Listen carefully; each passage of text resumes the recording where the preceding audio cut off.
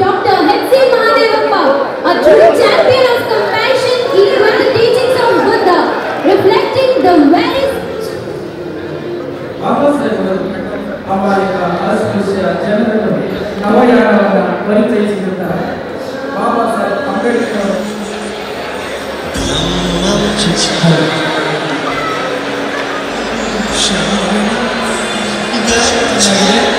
ಈಗ ಕಾರ್ಯಕ್ರಮಕ್ಕೆ ಬಂದಂತಹ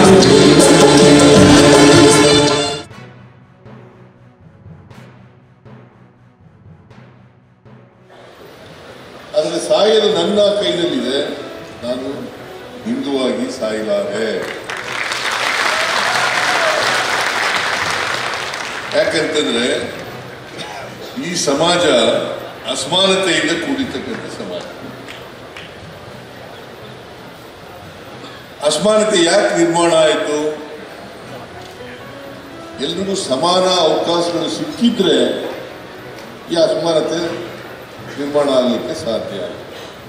ಸಮಾನ ಅವಕಾಶಗಳು ಸಿಕ್ಕದೇ ಇರೋದ್ರಿಂದ ಅಸಮಾನತೆ ನಿರ್ಮಾಣ.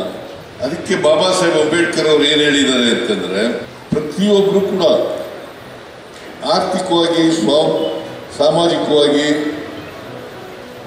ಶಕ್ತಿ ಬಂದಾಗ ಮಾತ್ರ ಸ್ವಾತಂತ್ರ್ಯ ಹೊಂದೋದಕ್ಕೆ ಸಾಧ್ಯ ಆಗ್ತದೆ. ನಾಲೆಡ್ಜ್ ಡೇ, ವಿಶ್ವದ ಜ್ಞಾನದ ದಿನ ಅಂತ ಹೇಳಿದ್ದಾರೆ.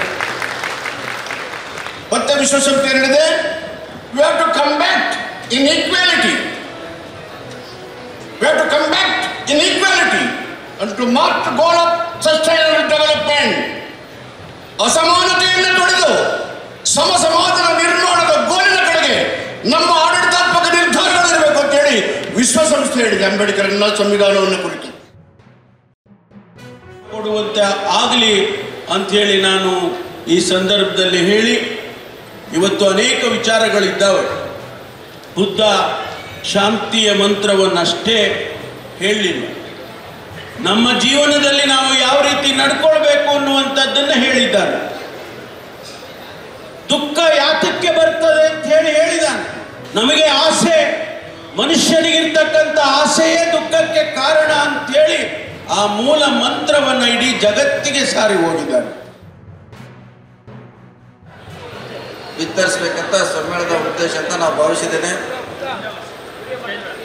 ಹೋದ ಸಮ್ಮೇಳನ ಬಹಳ ಪುರಾತನ ಧರ್ಮ, 6ನೇ ಶತಮಾನದಲ್ಲಿ ಹುಟ್ಟಿರುವಂಥ ಈ ಧರ್ಮ ಇದು ಬಹಳಷ್ಟು ನಮ್ಮ ದೇಶದಲ್ಲಿ ಬೆಳಿಬೇಕಾಗಿತ್ತು. ನಮ್ಮ ದೇಶದಲ್ಲಿ ಬೆಳೆದೇ ಬೇರೆ ವಿದೇಶಗಳಲ್ಲಿ ಹೆಚ್ಚು ಪ್ರಚಲಿತವಾಗಿರುವಂಥ ಧರ್ಮ.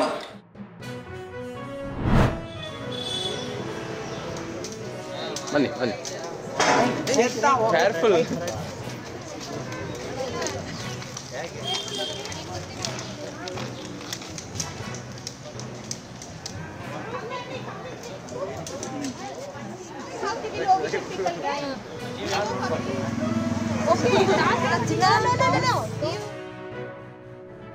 ಏನೇನು ಓದಬೇಕು ಅಂತ ಮುಂದೆ? ಸರ್, ನಾನು ರೇಡಿಯೋ ಜಾಕಿ ಕೋರ್ಸ್ ಮಾಡಬೇಕಂತ, ರೇಡಿಯೋ ಜಾಕಿ ಕೋರ್ಸ್ ಮಾಡಿ ಮತ್ತು ಹೀರೋಯಿನ್ ಯಾವ ಥರ ಆಗಬೇಕು ಅಂತ ಅದಕ್ಕೂ ಕೋರ್ಸ್ ಇದೆಯಂತೆ. ಅದನ್ನು ಅಟೆಂಡ್ ಮಾಡಿ 2 ಜಾಬು ಟ್ರೈ ಮಾಡಬೇಕು ಅಂದ್ಕೊಂಡಿದ್ದೀನಿ ಸರ್. ಯಾವ್ದು ಅನುಕೂಲ ಆಗುತ್ತೋ ಅದನ್ನು ಟ್ರೈಸ್ ಮಾಡಿಕೊಂಡು ಬದುಕಬೇಕಂತ. ಸ್ವಲ್ಪ ಡಿಪ್ರೆಷನ್ ಆಗಿದೆ. ಮೊಬೈಲಿಟಿ ಕಲ್ತ್ಕೊಂಡೆ NABಯಲ್ಲಿ. ಆಮೇಲೆ ಇಲ್ಲಿ ಬಂದು ನಾನು ಬೇಸಿಕ್ ಕಂಪ್ಯೂಟರ್ನ ಕಲ್ತ್ಕೊಂಡೆ. ಈಗ ನಾನು ಗ್ರ್ಯಾಜುಯೇಷನ್ ಮುಗಿಸ್ಕೊಂಡು ಅಗೇನ್ ನಾನು ಆಕ್ಸೆಬಿಲಿಟಿ ಟೆಸ್ಟಿಂಗ್, ಸಾಫ್ಟ್ವೇರ್ ಟೆಸ್ಟಿಂಗ್ ಮತ್ತೆ ಬಂದಿದ್ದೀನಿ. ತುಂಬ ಖುಷಿ ಆಗ್ತಾಯಿದೆ. ಈ ವೈಟ್ ಕೇನು ನಾವು ಯೂಸ್ ಮಾಡೋದ್ರಿಂದ ಎಲ್ಲರೂ ಹೋದರೆ ನಮಗೆ ಇದು ತುಂಬಾ ಯೂಸ್ ಆಗುತ್ತೆ. ಯಾಕೆಂದರೆ ಇದು ವೈಟ್ ಕೇನ್ ಇದ್ದರೆ ನಮಗೆ ತುಂಬ ಸೇಫ್ ಆಗಿರುತ್ತೆ. ನಾವು ಇಂಡಿಪೆಂಡೆಂಟಾಗಿ ಓಡಾಡ್ಬೋದು. ಕಾರ್ಪೊರೇಟ್ಸಲ್ಲಿ ಕೆಲಸ ಮಾಡಿದ್ದೀನಿ. 6 years ಫ್ರೀಲಾನ್ಸ್ ಕನ್ಸಲ್ಟೆಂಟ್ ಆಗಿ ಕೆಲಸ ಮಾಡ್ತಿದ್ದೀನಿ. So I want to represent people with disability in Rajya Sabha per house. This is my biggest aim. I want to be a politician, not to make money, to make a concrete change in the zero ground. This is the freedom for all the visually impaired people. They can walk themselves with the help of the cane. Jotege, they will get a kind of a confidence and freedom to walk. So I feel that is a very great day where the visually impaired will get their independence and dignity.